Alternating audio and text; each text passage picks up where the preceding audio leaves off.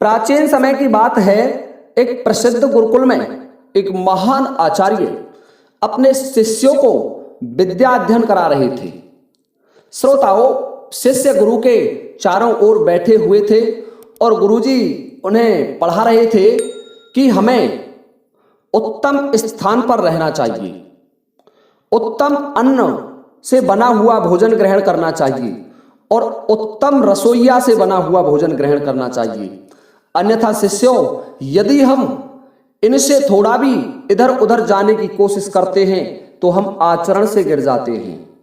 जब गुरुदेव ने यह कहा कि हमें उत्तम स्थान पर रहना चाहिए, उत्तम अन्न ग्रहण करना चाहिए और उत्तम रसोइया के हाथ से बना हुआ भोजन ग्रहण करना चाहिए, तो शिष्य कहने लगे कि गुरुजी, आप हमें इसे उदाहरण सहित समझाने की कोशिश करें। तो गुरु कह रहे हैं कि बेटे, वो प्राचीन समय की बात है। अब शिष्यों को गुरु एक कहानी सुना रहे हैं कि प्राचीन समय की बात है, एक प्रसिद्ध शंखपुरी नामक नगरी थी और उस शंखपुरी नामक नगरी में महाराज शंखव्रत राज्य किया करते थे। बड़े प्रसिद्ध राजा थे, बड़ी धर्मात्मा नरेश थे। एक दिन राजा शंखव्रत अपने सिंहासन पर विराजमान थे और राजा शंखव्रत की राज्यसभा चल रही थी।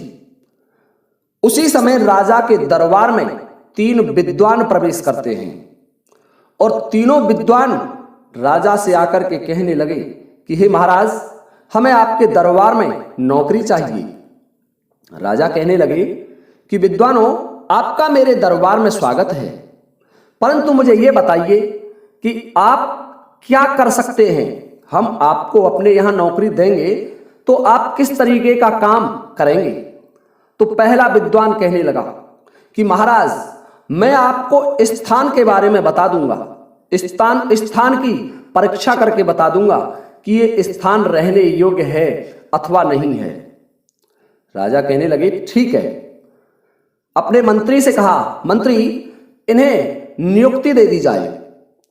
और दूसरा विद्वान कहने लगा कि महाराज, मैं अन्न के बारे में बता सकता हूं आपको कि ये उत्तम क्वालिटी का है या ये निम्नतम क्वालिटी का है, ये ग्रहण करने योग्य है या नहीं है। राजा कहने लगे ठीक है। मंत्री से कहा, मंत्रीवर, इन्हें भी इनके पद पर नियुक्ति दे दी जाए। और तीसरे विद्वान ने महाराज से कहा कि महाराज, मैं भोजन के बारे में बता सकता हूं कि ये भोजन ग्रहण करने योग्य है अथवा नहीं है। तो राजा ने उन तीनों विद्वानों को अपने यहां नियुक्ति पर रख लिया। हे शिष्यों, गुरुदेव कथा सुना रहे अपने शिष्यों को आश्रम पर, गुरुकुल पर। महाराज शंखव्रत के दरबार में तीनों विद्वान अपने अपने पदों पर आसीन हो गए। धीरे धीरे समय गुजरता चला गया और एक दिन की बात है कि महाराज शंखव्रत कहीं यात्रा का विचार कर रहे थे और उन्होंने जो स्थान परखने वाला व्यक्ति था, विद्वान था, उससे कहा कि हे विद्वान महोदय, आपको मेरे साथ चलना होगा। तो वह स्थान परखने वाला व्यक्ति और महाराज शंखव्रत दोनों चले जा रहे हैं। चलते चलते महाराज को कहीं शाम का वक्त हो जाता है। महाराज ने मन में विचार किया, उस स्थान परखने वाले व्यक्ति से कहने लगे कि अब रात्रि हो गई है और हमें कहीं ठहरना चाहिए। तो वह व्यक्ति बोला, महाराज, जैसी आपकी इच्छा, आप जहां रुकना चाहें मैं आपके साथ रुक जाऊंगा, ठहर जाऊंगा।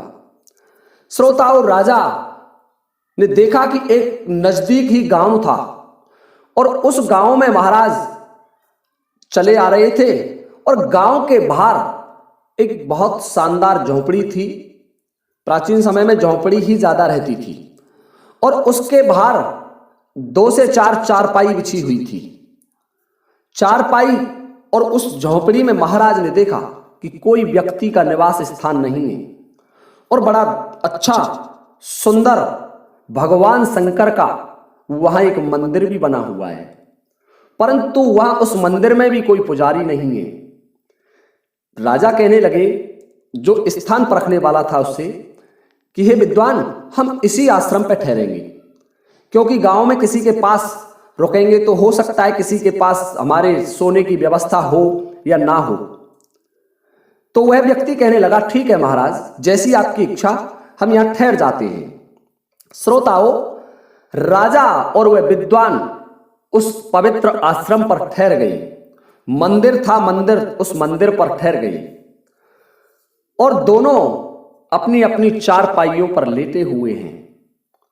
तभी महाराज शंखव्रत को एक स्वप्न दिखाई दिया कि महाराज सत्यव्रत अपनी माता की हत्या कर रहे हैं। महाराज सत्यव्रत का ध्यान एकदम से भंग हुआ और महाराज सत्यव्रत जाग गए और अपने उस विद्वान से कहने लगे कि हे विद्वान, हमें इसी समय रात्रि को ही घर चलना चाहिए, हो सकता है राजमाता किसी संकट में हो।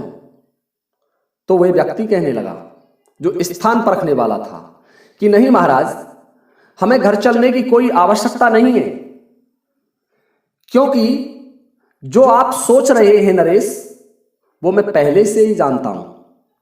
राजा कहने लगे, आप क्या जानते हैं? कि महाराज, आपने जो कुछ उद्विग्न होने वाला स्वप्न देखा है वो इस स्थान का प्रभाव है। देखने को तो यह भगवान शिव का मंदिर है यहां, परंतु हे महाराज, इस मंदिर परिसर में रहने वाले पुजारी ने अपनी माता की हत्या कर दी थी और इसी कारण से ये स्थान अपवित्र है। इसी वजह से आपको कुछ उद्विग्न स्वप्न दिखाई दिया। ये बात सुनकर के राजा ने विचार किया कि ये स्थान परखने वाला है, आज मैं इसकी ये हकीकत भी जान लेता हूं। महाराज ठहर जाते हैं और प्रातःकाल उस गांव के व्यक्तियों को बुलाया, जो नजदीक गांव था उसके लोगों को बुलाया और उनसे महाराज शंखव्रत कहने लगे कि हे ग्रामीणों, ये इतना पवित्र पावन स्थान है, परंतु यहां हमें कोई भी पुजारी, पंडित या कोई आचार्य या ऋषिगण यहां दिखाई नहीं देता, जबकि भगवान शंकर का मंदिर बना हुआ है। तो गांव वाले व्यक्ति कहने लगे, महाराज, यहां एक पुजारी और अपनी वृद्ध माता के साथ रहा करता था। हे महाराज, उस पुजारी ने आवेश में आकर के अपनी माता का ही वध कर दिया, माता की निर्मम हत्या कर दी। ये स्थान इसलिए राजन पवित्र नहीं रहा, हम इस स्थान के दर्शन करने भी नहीं आते। राजा ने जब ये बात सुनी तो स्थान परखने वाले को बड़ी शाबाशी दी। स्थान परखने वाले से कहने लगे राजा कि हे स्थान परखने वाले, तुम वाकई में विद्वान हो और मेरी सभा में आपका स्वागत है। महाराज शंखव्रत उस स्थान परखने वाले को लेकर के वहां से चल देते हैं और अपनी राजधानी शंखपुरी में आ जाते हैं। शंखपुरी में महाराज ने देखा तो महाराज का परिवार, रमराज माता सभी कुशल पूर्वक थे। राजा संतुष्ट हो गए और अपने दरबार में विराजमान हो गए।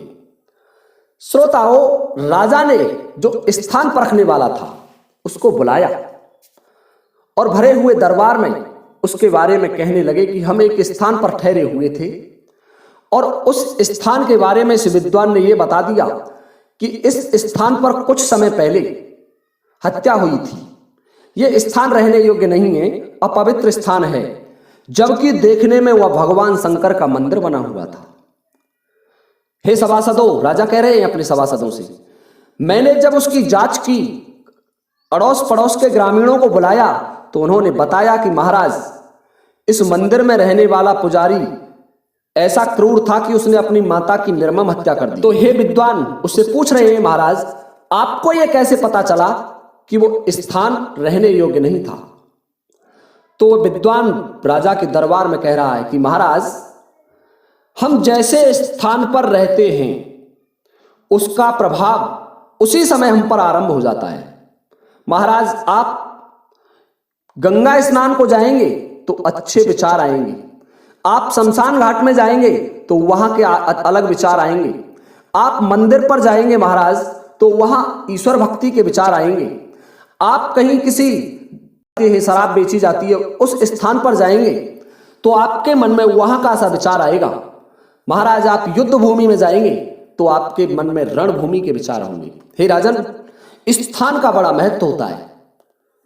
स्थान पर जैसे पर व्यक्ति रहता है उस पर उसी स्थान का आचरण उसका प्रभाव हावी होने लग जाता है।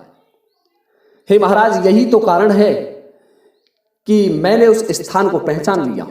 जैसे ही मैंने उस स्थान में प्रवेश किया तो मेरे मन में हत्याएं, अपराध और जघन्य कृत्य सामने आने लगे। मेरे विचार बदल गए राजन। तो राजा उससे बड़े प्रसन्न हुए श्रोताओं, और उसे अपने दरबार में महाराज ने आजीवन नौकरी दे दी। अब उसी दिन की बात, स्थान परखने वाले की तो महाराज ने परीक्षा कर ली, परंतु राजा का एक प्रसिद्ध व्यापारी जो राजा के लिए अन्न का भंडारण करता था, वह 500 क्विंटल गेहूं लेकर के महाराज के पास चला आता है और राजा से कहने लगा, हे राजन, मैं राज्य के लिए 500 क्विंटल गेहूं लेकर के आया हूं, परंतु राजन, ये अच्छी और उत्तम किस्म के गेहूं हैं, इसलिए इनकी कीमत कुछ ज्यादा देनी होगी। राजा कहने लगे, ठीक है, बताइए आप कैसे गेहूं लेकर के आए हैं। तो राजा ने और राजा के अन्य दरबारियों ने गेहूं को देखा तो वह अन्न उत्तम क्वालिटी का था, चमकदार था और साफ सुथरा था। तो राजा कहने लगे और उनके मंत्री की, महाराज, बहुत अच्छा अन्न है और कई साल तक इसका भंडारण कर दिया जाएगा तो ये खराब नहीं होगा। तो उसी समय राजा के दिमाग में एक प्रश्न आया कि मैंने एक अन्न परखने वाले को मेरे यहां नौकरी दे रखी है, उस विद्वान को बुलाया जाए। तो महाराज के मंत्रियों ने उस अन्न परखने वाले को बुलाया और उससे कहा कि हे विद्वान, अब तुम बताइए कि ये अन्न कैसा है, ये हमें लेना चाहिए या नहीं लेना चाहिए। श्रोताओं, उस अन्न परखने वाले ने उस अन्न को हाथ में लिया और हाथ में लेते ही राजा से कहने लगे कि हे राजन, ये अन्न किसी चोर व्यक्ति द्वारा कमाया गया अन्न है, इसलिए यदि आप इस अन्न को लेंगे तो हमारे राज्य में, हमारी सेना में और हमारे अधिकारी और नौकरों में चोरी की भावना जागृत हो जाएगी। राजा ये सोच करके कहने लगे कि सौदागर, तुम ये चोरी का अन्न कहां से लाए। तो सौदागर बोला, नहीं महाराज, मैं तो आपका प्रसिद्ध व्यापारी हूं और आपके ही लिए अन्न का भंडारण करता हूं, और मैंने इस अन्न को आपके एक महान जमींदार से खरीदा है जिस पर हजारों बीघा जमीन है, वह भी चोरी नहीं कर सकता। राजा कहने लगे, उस किसान को बुलाया जाए। तो महाराज के आदेशानुसार 2 सैनिक जहां से सौदागर ने अन्न खरीदा था उस किसान के घर गए और उस किसान को महाराज के दरबार में ले आए। और जब वह किसान महाराज के दरबार में आया तो महाराज को प्रणाम किया किसान ने। महाराज ने किसान को बैठने के लिए एक उचित आसन दिया और किसान के बैठ जाने के बाद राजा कहने लगे कि किसान, ये बताओ, ये जो गेहूं है, ये अन्न है, आपने कहां से चुराया है। तो वह कहने लगा कि राजन, आप क्या कह रहे हैं, मेरे पास 1000 बीघा जमीन है और मेरे पास हजारों क्विंटल गेहूं पैदा हुआ है। हे राजन, ये मेरे खेत का गेहूं है, इसमें मैंने चोरी का एक दाना भी नहीं मिलाया है। तो राजा ने कहा कि नहीं, सत्य सत्य बताओ, ये कहीं ना कहीं से आपने चोरी से कमाया है, सत्य क्या है ये बताइए। तो वो किसान कह रहा है कि नहीं महाराज, ये गेहूं तो मेरे ही खेत में पैदा हुए हैं, मैंने कहीं से चोरी नहीं की। तो राजा उस विद्वान की तरफ देखने लगे जो अन्न परखने वाला था। तो वह विद्वान कहने लगा कि नहीं राजन, ऐसा नहीं हो सकता कि ये गेहूं चोरी के ना हो, ये किसी चोर के द्वारा कमाए गए हुए गेहूं हैं। जब ये बात उस विद्वान की उस किसान ने सुनी तो किसान कहने लगे कि हाँ महाराज, ये तुम्हारा विद्वान सही कह रहा है। कि कैसे? कि महाराज, मेरे पास हजारों बीघा जमीन है और किसी राजा के यहां से एक बहुत बड़ा सातिर चोर फरार हो गया, उसकी जेल से छूट करके भाग गया। उस चोर ने अपना भेष छुपाया और भेष छुपा करके वो मेरे यहां आ गया और मुझसे उसने सारी हकीकत बता दी कि मैं उस राजा के यहां जेल में था और राजा की जेल से छूट करके यहां आया हूं। आप मुझे अपने पास रख लीजिए और मुझे कुछ नहीं चाहिए, केवल रोटी और भोजन चाहिए। हे किसान, मैं तुम्हारा सारा काम करता रहूंगा। तो किसान कह रहा है राजा से कि महाराज, मैंने उस चोर को मेरे यहां रख लिया और महाराज अब की साल की जो पैदा हुई है उस पैदा में जुताई से लेकर के बुवाई, कटाई, सिंचाई सारे काम उस चोर द्वारा किए गए हैं और इसलिए महाराज आपका ये अन्न परखने वाला बड़ा विद्वान है। इसने यही तो कहा है कि ये अन्न चोर ने कमाया है, ये अन्न चोरी करने वाले व्यक्ति का कमाया गया अन्न है। तो हे राजन, आपके इस विद्वान की बात बिल्कुल सही है। राजा बड़े प्रसन्न हुए कि वाह, कितना बड़ा विद्वान है मेरे दरबार में। वह गुरु कथा सुना रहे हैं अपने शिष्यों को कि हे शिष्यों, अब तो राजा ने उस विद्वान से पूछा जो अन्न परखने वाला था कि विद्वान, मुझे यह बताइए कि आपने इस अन्न को हाथ में लेते ही, जबकि इसकी चमक सोने के समान है, ये साफ सुथरा अन्न है, परंतु हाथ में लेते ही तुमने कैसे बता दिया कि ये अन्न चोरी का है? तो वह विद्वान व्यक्ति कहने लगा कि राजन, जब मैंने इस अन्न को हाथ में लिया तो हाथ में लेने के बाद मेरे मन में विचार आया कि ये अन्न तो सोने के समान चमक रहा है, और जब मैंने ये देखा तो मेरा ध्यान महाराज आपके महल पर जो सोने का कलश टंगा हुआ है, लटका हुआ है, उस स्वर्ण कलश पर चला गया और मैं देखने लगा कि ये अन्न और ये स्वर्ण कलश दोनों एक जैसे चमक रहे हैं।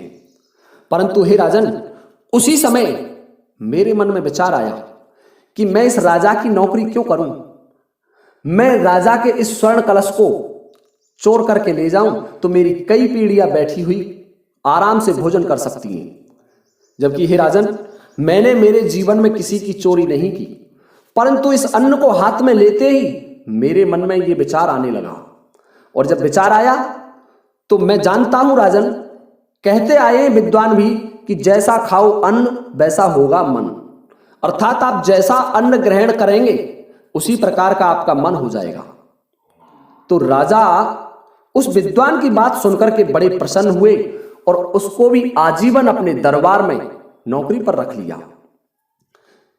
तो वह गुरु अपने शिष्यों से फिर कह रहा है कि हे शिष्यों, उसी दिन महाराज के दरबार में, क्योंकि राजा था तो राजा के दरबार में तो नौकरी के लिए कोई ना कोई आता रहता था, तो एक प्रसिद्ध रसोइया भोजन बनाने के लिए महाराज के दरबार में चले आते हैं और महाराज से कहने लगे कि हे राजन, मुझे आपके दरबार में नौकरी चाहिए।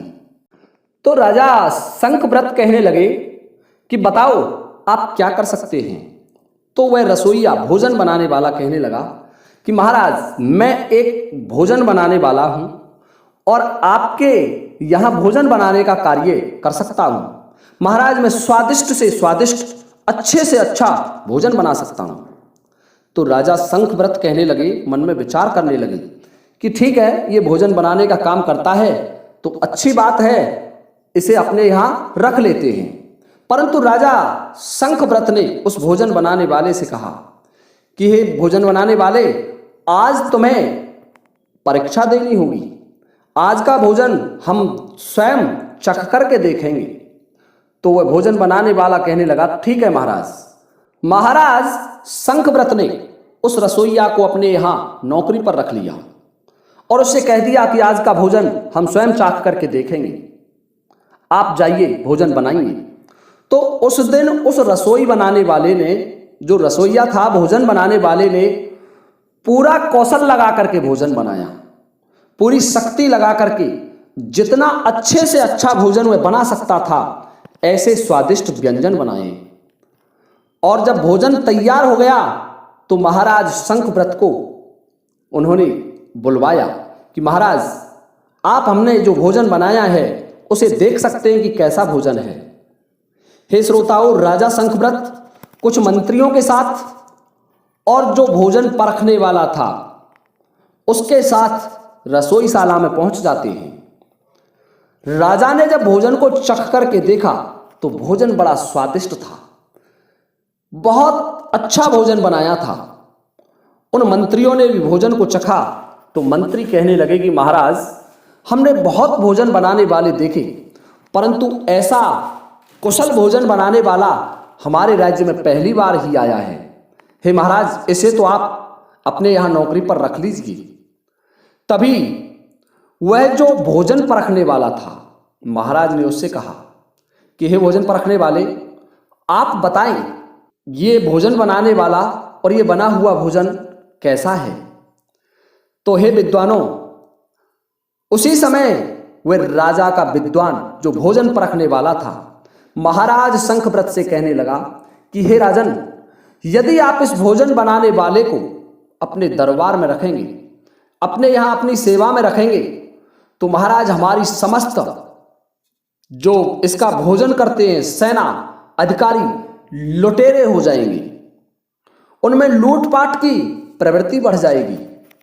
ये बात सुनकर के राजा कहने लगा कि तुम क्या कह रहे हो? कि हाँ महाराज, इस रसोइया से पूछा जाए, ये कोई अवश्य ही लुटेरा है। ये जो भोजन बनाने का काम करता है, ये कोई लुटेरा व्यक्ति है और ये भोजन बनाने के बहाने महाराज हमारे यहाँ से कुछ लूटपाट करना चाहता है। जब राजा ने ये बात सुनी तो उस रसोइया को अपने दरबार में बुलाया और उस भोजन बनाने वाले उस रसोइया से महाराज कहने लगे कि हे विद्वान रसोइया, वास्तविकता में तुम कुशल हो, तुमने बहुत अच्छा भोजन बनाया, तुम्हारे भोजन में बड़ा स्वाद था, परंतु तुम ये बताइए कि वास्तविकता में तुम पहले क्या कार्य करते थे। सत्य सत्य बताना, अन्यथा मैं तुम्हें जानते हो फांसी की सजा दूंगा। जब उस रसोइया से महाराज ने ये कहा तो रसोइया गिड़गिड़ाकर महाराज से कहने लगा कि महाराज, मैं बहुत पहले से ही डकैती का कार्य करता हूं। मैंने ना जाने कितने व्यक्तियों को मारा, कितनी डकैतियां की और कितने राजाओं ने मुझे गिरफ्तारी के आदेश निकाले, कितनी फरारियां मेरे नाम से चल रही हैं। हे महाराज, फिर मैंने अब मन में विचार किया कि मुझ पर यह भोजन बनाने की कला आती है, क्यों ना मैं किसी राजा के यहाँ रसोइया का काम करूं। और यदि मैं रसोइया का काम करूंगा और राजा के वहां रहूंगा तो मुझे फिर कोई पहचान नहीं पाएगा कि मैं कोई डकैत हूं। तो हे राजन, मैंने आपको मेरी हकीकत सत्य बता दी है, परंतु अब मैं डकैती का कार्य नहीं करता। तो उस विद्वान जो भोजन परखने वाला था, महाराज ने उसको सम्मानित किया और कहने लगे कि हे भोजन परखने वाले, मुझे ये बताओ कि तुमने इतनी कुशलता से कैसे जान लिया कि ये जो व्यक्ति है भोजन बनाने वाला है, इसका भोजन सही नहीं है। तो वह कहने लगा कि हे महाराज, हमारे वेद पुराण वेद शास्त्रों में भोजन के नियम लिखे हुए हैं। हे राजन, जब मैंने इसका भोजन ग्रहण करने की सोची तो उसी समय मेरे दिमाग में लूटपाट के प्रश्न आने लगे। मैं सोचने लगा कि महाराज के गले में ये स्वर्ण हार है। महाराज, मुझे आपका ये हार दिखाई दे रहा था और मैं सोचने लगा कि यदि राजा के गले से कोई इस हार को छीन ले तो महाराज क्या करेंगे? महाराज कुछ नहीं कर सकते। तो हे राजन, यदि इस रसोइया को आपने रखा तो आपका जो राज्य का संचालन है वो खराब हो जाएगा, आपके अधिकारी, आपके सेना अधिकारी लुटेरे हो जाएंगे। राजन, ये मैंने महाराज आपको भोजन की बात बताई। तो वह गुरु अपने शिष्यों से कह रहे हैं कि हे शिष्यों, जीवन में 3 चीजें हमेशा याद रखो। नंबर 1, उत्तम स्थान पर रहना चाहिए। शिष्यों से गुरु कह रहे हैं। और देखिए विद्वानों, आप ये भी जानते होंगे, मैं मेरे श्रोताओं से कहना चाहूंगा कि हम कहीं नया मकान निर्माण कराते हैं तो यही तो कारण है कि हम गृह प्रवेश द्वारा, अनुष्ठानों द्वारा उस मकान को पवित्र करते हैं, उस नए घर को पवित्र करते हैं और तब उस घर में निवास करते हैं। वह ऋषि अपने शिष्यों से और कहने लगे, यदि कोई व्यक्ति अपवित्र स्थान पर रहता है तो उसके घर में कलेश, गृह कलेश, बीमारियां और तो और उसकी बढ़ोतरी भी बंद हो जाती है, उसका वैभव समाप्त हो जाता है, उसकी पारिवारिक वृद्धि रुक जाती है। तो ये बात सुनकर के शिष्य बड़े प्रसन्न हुए और गुरु कहने लगे कि हे शिष्यों, दूसरा प्रश्न था कि उत्तम अन्न ग्रहण करना चाहिए। यदि आप उत्तम क्वालिटी का अन्न ग्रहण नहीं करेंगे तो भी आपकी बुद्धि और मति जैसा अन्न होगा उसी तरीके से काम करेगी। आप यदि लूट का अन्न खाएंगे तो आपका दिमाग लूट में चलेगा। आप चोरी का अन्न खाएंगे तो आपका दिमाग चोरी करने में चलेगा। आप अच्छा सही तरीके का अन्न खाएंगे, व्यापार का अन्न खाएंगे तो आपका दिमाग व्यापार में चलेगा। हे शिष्यों, इसलिए हमें ऐसी क्वालिटी का अन्न खाना चाहिए जो उत्तम किस्म का हो, उत्तम व्यक्ति के द्वारा पैदा किया गया हो। उस अन्न को खाएंगे तो अच्छी बुद्धि का निवास होगा। और तीसरा प्रश्न उस गुरु का था। गुरु ने कहा कि हे शिष्यों, यदि तुमने भोजन करते समय किसी गलत व्यक्ति के द्वारा बना हुआ भोजन खाया, रजस्वला स्त्री के हाथों का बना हुआ भोजन ग्रहण किया, जिस भोजन में बाल गिर गया हो उसको खाया, जिस भोजन के पैर छू गया हो उसको ग्रहण किया, या किसी अशुद्ध व्यक्ति के हाथों से छुआ हुआ भोजन आपने ग्रहण किया, तो आपकी क्रांति नष्ट हो जाएगी, आपकी कांति नष्ट हो जाएगी, आपकी चमक नष्ट हो जाएगी, आपका बल क्षीण हो जाएगा, आपकी बुद्धि क्षीण हो जाएगी। तो श्रोताओं, गुरु के इन प्रश्नों को सुनकर गुरु के शिष्य बड़े हर्षित होते हैं और गुरु के चरणों में प्रणाम करते हैं। तो ये था श्रोताओं हमारा आज का वीडियो। यदि आपको हमारा वीडियो पसंद आया हो तो कृपया वीडियो को लाइक करना ना भूलें। इसी के साथ अब ये वीडियो समाप्त होता है। जय हिंद, जय भारत।